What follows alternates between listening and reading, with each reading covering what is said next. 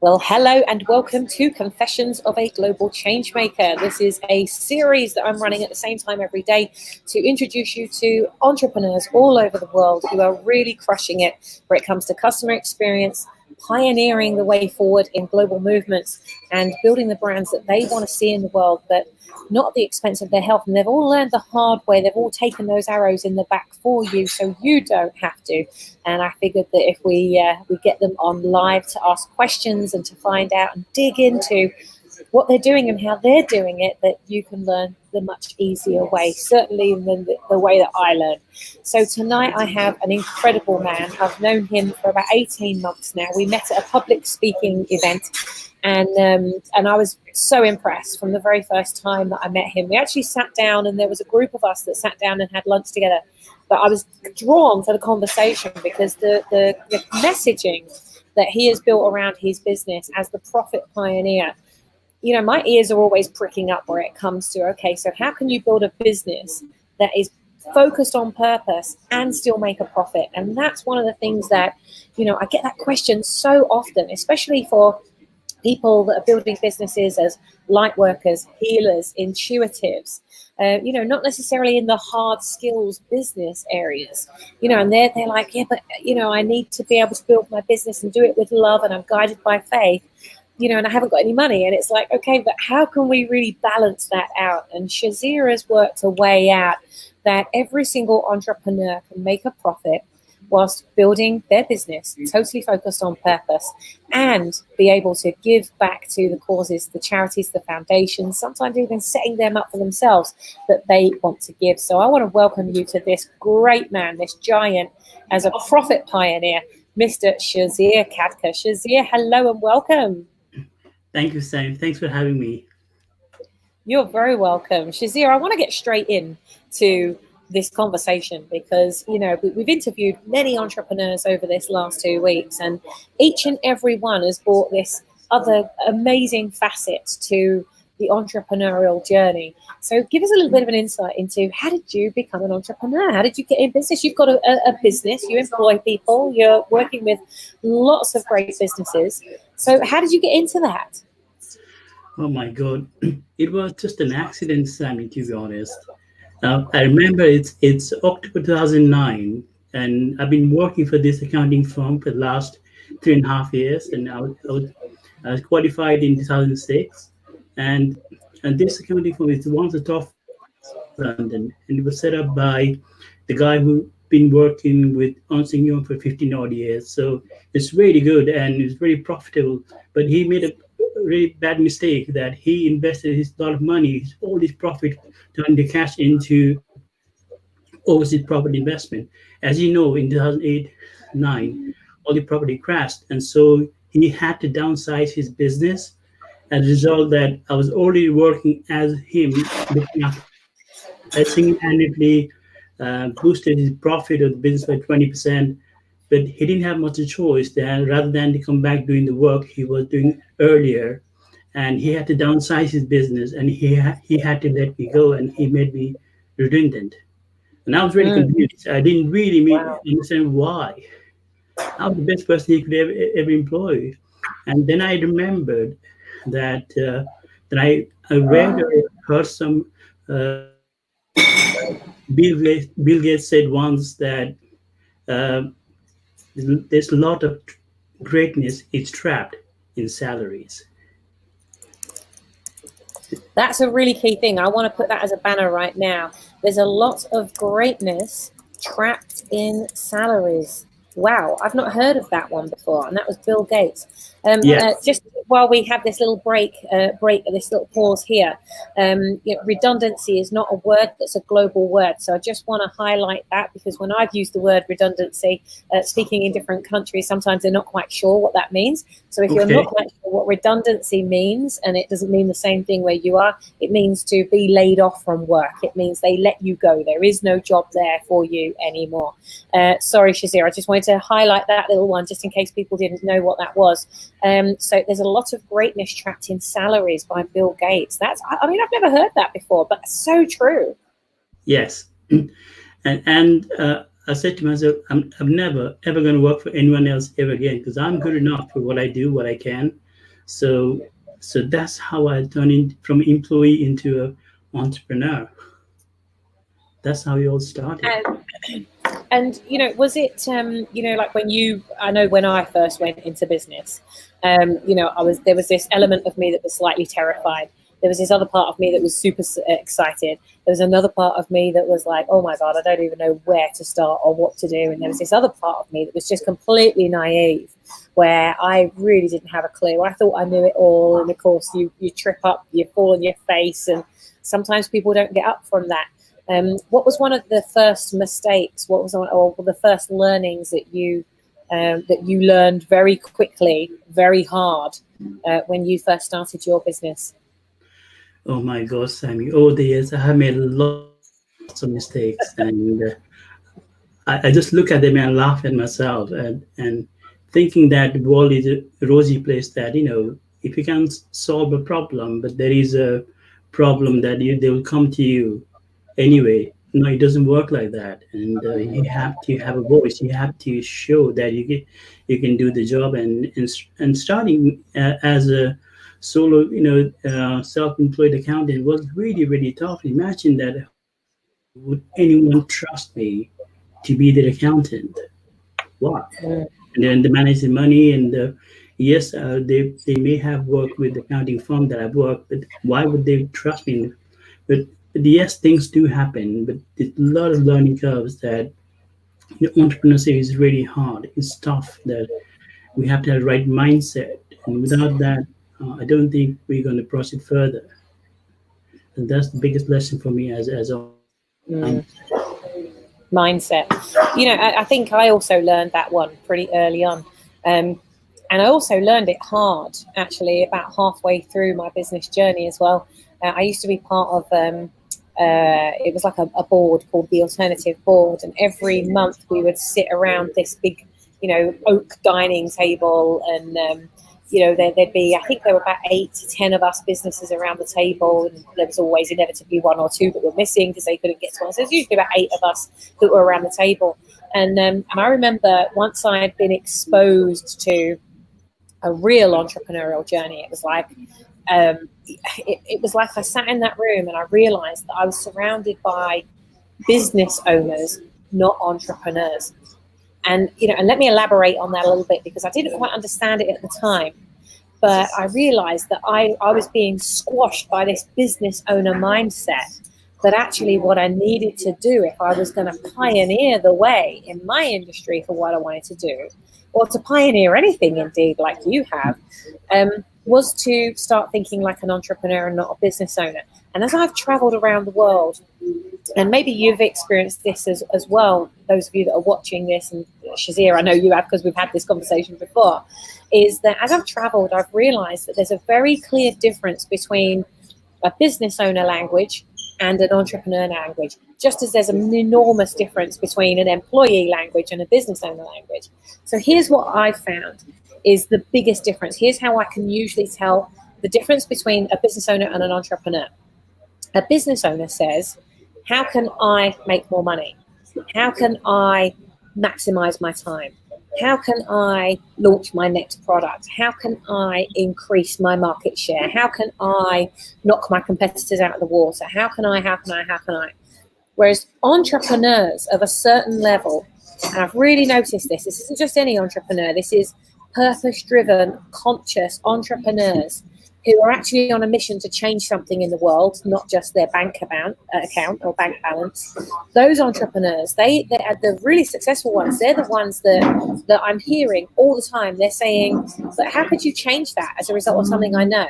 How could you achieve that as a result of just using this little method that I've learned? Or how could you get out there in a bigger way as a result of a connection I could make for you? It's all how can you? And it's a very different language that's made. And I think that would be one of the biggest things in terms of mindset that I learned early on and had that enormous shift. Because it was like, hang on a minute, I'm noticing that they're using how can you language. I'm sat around this table and they're all how can I language. They're all here because they're in it to get what they can for themselves. And I keep showing up every month to support them and give what I can to them. thinking, actually, I just seem to be showing up here and giving everything, and not a lot is coming back. Maybe you found that as well. Shazia, when it came to you knowing that you were an entrepreneur and not just a business owner, yeah, I mean, you're the profit pioneer. What would you say? What was it that caused that shift for you to say, Sammy, I want to join Brand Builders Club. I don't want to be, building just an accountancy practice. I want my message to go global. I want to reach lives around the world. What was it inside you that makes you different to most accountants that are so focused on building their practice, being the one and only brand in their industry? It's like you've just gone out. This whole mindset is just how can you support and share and care about your clients, but in a global way. I mean, that's a very different mindset. What was it that, do you remember, is there a trigger? Can you remember the point where you thought, I want more than this? Yes, Sammy. It was a moment of truth for me. It was in December 2016 that I've already been working as a freelance accountant, and since 2009, 2016, over 7 years, I have had built quite a good portfolio of clients who have been serving well, and they've been doing really, really well. For example, I took a client from 6 million to 38.5 million pounds, or 500,000 point to 1.8 million pounds, and in 3.5 years' time. And that's the time that I wrote this book. This tells you exactly Brilliant. how I did it in 3.5 years' time. And and uh, Wow. and but I felt in October 2016 that when I transfer one of my clients that, okay, this is what you can do to save 60,000 a year in salaries. Here's a new system you can implement, and we did that. But prior to that, he was hesitant. Like, also said, I'm not sure about this, and what will the employees say? What will they say? What will they say? I'm not sure about this. It, when you've done it, then I realized, actually, you know what, there's so much more to do. And that's when I remember the conversation I had with my dad, but in 2007, Sammy. And my dad, he was more like older version of me, and he was always a proud man who he can help, he can support. And and because of that, he was very popular back home in Nepal, and he was recognized by the king twice for the services to the country. And he Mm. was really, really ill. And when I visited him in hospital, and one thing that he said to me, but I didn't understand at the time, but I did back in 2016. He said, Cesar, that one day I want to be remembered as Sissy's dad. Make me proud. Mm. Wow. And that must have been quite a moment for you. Hi, Simon. I can see Facebook user says hiya, but I couldn't see who it is. If you don't put your name on there, I can't see who you are, but I've just looked on here and it's Simon. Simon, welcome to the interview. So for you to have that moment, that real, like, deep, sensitive, emotive moment with your dad, and think, okay, so he wants to be proud to be my father. How can I make him proud? It's very external, isn't it? It's almost like, I had the same thing with my granddad. Always wanting to make my granddad proud, and on his deathbed, I remember the way that he looked at me was just like, he had that wow look. Gosh, feeling a bit choked now. For you to receive those words and now to have created what you've created, do you feel you've made it? Do you feel that yes, you achieved what your dad Well, gave you as that mantle? I believe I'm in the journey. That's given me a purpose for sure, and that gives me the my why for what I do. So whenever I'm in these dark moments, I'm sitting with the screen and I'm literally in my tears, and I'm trying, like, what do I do next? And I look at that saying, compared to what he said, this is nothing. So I'm in this journey right now. I believe I've just started, and at the time, so I said to myself, so what can I do? I only know 4 people. That's all I know. He was a very well-known person, and then I realized that actually there are three things going wrong in the accounting landscape. One is the accounting, they're not listening to the client. For them, it's business just about the numbers, and it's about A limited. It's not about the Alan who is behind the business. So for me, it's very Yeah. personal. And so I developed my own mantra: listen, understand, solve, repeat. This is how I work. And that's Oh, can we have that? Let's hang on. Don't before you move on there. That was too good. So what was it? Listen. understand, Yeah. solve, Solve repeat. and repeat. So my process is before the client comes back to me saying, "Can you do this more?" Then I come back to him and saying, "This is what you need to do." I'm always guiding. This is what you need to do. The person is feeling that always he or she is moving forward with me, and Mm, that's great. And the second thing is that the traditional high street account, they're not keeping up with the latest accounting apps and integration that actually help entrepreneurs and business owners to save time, and time is the most valued asset resource that we all have. We can lose money, we can never get back time. So I helped one of my clients to save 60,000 a year by reintroducing new accounting systems, and just within a month. And that was 4 years ago. Now, in 4 5 years down the line, he's 250,000 pounds better off. yeah. And Just from finally, simplifying. Sammy, the most I'm really passionate about is entrepreneurs are seriously lacking financial literacy. That's one Yeah. of the reasons why 90% of the business they fail in the first 5 years. Because if you don't know what you don't know, then you don't know. I'm going to smoke that as well. You've got some corkers coming out tonight, Shazir. So entrepreneurs are seriously failing at financial literacy. So what Yes. does that actually mean? I believe it's just about how you minimize financial risk and how you have financial clarity, how you have financial control, and ultimately how you develop financial confidence and financial capability. That's what it's all about. Here comes another one. um, but these are really, really important. I love that. I'm capturing these. Gosh, I love this system. So that's why I'm going live all the time. It's like I found it. Found the system that I really, really love that allows me to do this. So minimize financial risk, increase financial control, and build financial confidence and accountability. Are these the things that are built in? Because literally we've just been looking at your new program, how you're productizing it, how you're going to create mini courses through the Brand Builders Club conversations that we're having. And actually you've come on board as a Brand Builders Clinic partner as well. So you're serving all of our Brand Builders Clinic partners and members globally. Because your business, whilst you're based in the UK, you actually work globally, don't you? And you support entrepreneurs to go global and to make sure that they do understand the risks of going global. And that, like in our instance, we have companies in Canada, America, and the UK. And Shazir has been able to say, look, actually, we just need one system.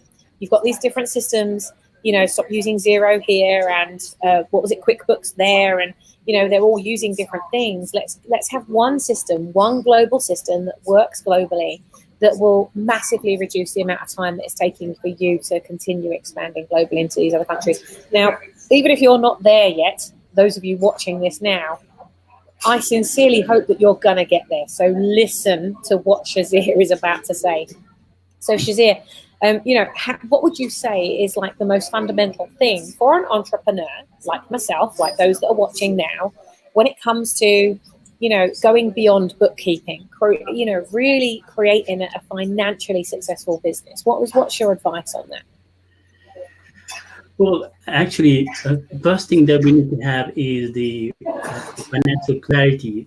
It's crucial in what you do, and then it's all about systemizing the business. Without system, you cannot scale. Then it's just a person, and also, and even if you have an intention to sell your business later on, and if you're the only person who who's actually running the business and not the system, then the people aren't going to be interested in your business, because if you go, your business goes. So there is no business for them to invest in. So it's actually crucial to have systems in place, and so that's the first thing I would say. And also about Sammy, it's about, so when we learn to drive let's say in the UK, then we learn to drive it properly so that we can drive country. It doesn't matter whether you're in US, the other countries. It doesn't matter because just okay. We have some okay. We drive left hand and there's a right hand thing, and but that's okay. But the way we drive is the same. It's the same concept. With the red light, we stop. Green means go, and there's some differences. But other than that, it's the same. So that's what we follow. So entrepreneurs, regardless of wherever they're in the world, Mm. master the language of business is accounting, as Warren Buffett says, and it's crucial, Mm. crucial, crucial. Yeah. And I love that we got to deliver that together at the Thinkubator in London last week. It was to Yeah, really, it's amazing. that Yeah, was one of the things you talked about. You know, you're going to see a lot more of Shazir because, especially for those of you that are in the Brand Builders Club, Shazir is working very closely with our members. We've actually planned 5 mini courses. We went to lunch a few weeks ago and sat at Euston Station before I was shooting off to somewhere else, just planning out what were the first 5 mini courses we think that entrepreneurs globally need to be implementing into their business. Actually, it's not the mini courses; it's the content. What are these things that the tools, the systems, the ideas that they need to put in place so that they're ready to grow, ready to scale, ready to make their time exponential, release themselves from the business. And actually, between you and Jamie Gilliland, I think between you've enabled me to release from my business at least 80% already. Like, imagine having 80% of your time released so that you could, like, what could you be doing with that time? You could be that's spending it amazing. with family, those people you love. You could be doing other things, finding the people that you love. You could be setting up other businesses. You could be running foundations. You could be traveling around the world. You could be just laying in bed and having a damn good duvet day with a marathon of movies. You know, what could you be doing with that time that either makes a difference to your life or makes a difference to others? And I think downtime actually for entrepreneurs is seriously important because then you can do more for others. Shazia, what would you say? You know, I know you've got a daughter, and so you've got a young family, and you're working, so you're building a business. You've got your young family. What would you say? Like, how do you balance that? Have you got some key rules around how you work? Yes. So Sunday is my complete day off. I don't do anything on Sundays. So spend time with family. But other days I just plan my days accordingly. So what I do is every night before I go to bed, and so I mapped out what I'm going to do tomorrow. It's something I've learned is that I'm going to create my tomorrow today. So I'm going to list like Interesting. 3 things that I'm going to achieve tomorrow, and I'm going to write it down, and then I go to this in my briefcase. So tomorrow when I go out house, then it's there. So that's the first thing I would categorize, and I'll focus on. And who do I need to talk to? Who do I need to send email, message, whatever that is, and I send it out and get the information in so that I can get it done that day. Okay, so create your tomorrow today. Get clear about your day the night before so you can wake up and hit the ground running. Boom. So Shazia, one last question before we go. This is Confessions of a Global Changemaker after all. What would you say to entrepreneurs that are now just getting started, that are starting at the beginning of your way advanced where you are now? What would you say to those entrepreneurs, or indeed yourself, if you were to be able to go back to 5 years ago and have that conversation with Shazir about what's coming and how to handle it? What's one key thing that you would go back and say to Shazir and to those people that are in that same position now? Oh God, I made lots of mistakes, and there's so much thing to say. But if there's one thing that I have to say, it would be like, don't go this next thing, such as you look for 89 key in the piano. And that's what the entrepreneurs do as a shiny object. And they're looking for the 89 key in the piano, which does not exist because why? Piano only has 88 keys. And they're looking for one next funnel hack, next thing, and that is going to be a millionaire something. It doesn't work like that. And entrepreneurship is hard. Yeah, it's tough, and it's not for today. And it's a marathon. Business is a marathon. You got to write a strong purpose of why you do what you do, because you'll have tough times that Mm. you have no one to talk to. You have to talk to yourself, and that will, when you have strong purpose, then you can be sure about that you are on the right track. And so entrepreneurship is very hard, but it's worth it that if you have right purpose. Love it. And that's exactly what I was talking about this morning, interestingly enough. So, Shazia, thank you so much for coming and spending time with us today. I'm going to have to start wrapping up because I'm speaking on stage in about 10 minutes. I'm in Cardiff, so I need to get ready to go on stage. What's really, really powerful about what you've done and what you've achieved is how you've done it with so much heart, how you've done it with so much faith, but also how you've done it with a real sharp business head. And, you've always looked after the numbers. And I think when you look after the numbers, actually, the rest of the business becomes so much easier, because you don't have that worry, you don't have that stress around that anymore. And Shazia, I know that at the Vision, Voice and Visibility Summit, you're going to be there in about a week and a half. We're going to be there together. It's coming up fast. Amazing. So what was it that made you buy a ticket? Because you got your ticket fairly early. Oh yes, definitely. Because two things really. One is I'm there to learn, and I'm always learning. Son, is even in the field of accounting and finance, if that's what I do, I'm still learning in that field as well. Because that's what we do as we always learn. And secondly, you get so much opportunity to learn from the experts what they talk about from experience, the expertise, what they have done. So that's fantastic. And second, I think is collaborate with the right purpose-driven entrepreneurs to make a bigger impact. The word I'm looking for exactly is amplify. Yeah. And there's lots of people for you to be doing that with, Shazir. Now, I know that Shazir you're looking to partner with other people. You're looking at how you can expand your business in a bigger way, and you're looking for other entrepreneurs to do that with. So make sure that if you want to go partner with Shazir, if you want to, spend evenings over dinner and lunch and talking about what he can do for your business and what you can do for him. I think that's a really key thing about the summit is each and every one of you has a skill that everybody else in the room really could be tapping into and accessing to take back to your networks. So if you haven't got your ticket to the Vision, Voice and Visibility Summit yet, make sure you do. The link for the summit to get your ticket is on the screen right now. And there is a live stream option if you can't physically get there. When you go to that link, choose the live stream option. And there's a Black Friday deal that we're leaking out. It started today, and we're only telling people via this live stream so that you get the option to go and get it before they sell out, because there are only so many tickets for live stream as well. So you can get it for £47 instead of £147 when you click on the live stream link, and there is a keyword that you need to type in, which I've completely forgotten what that is. Let me get that for you right now. Because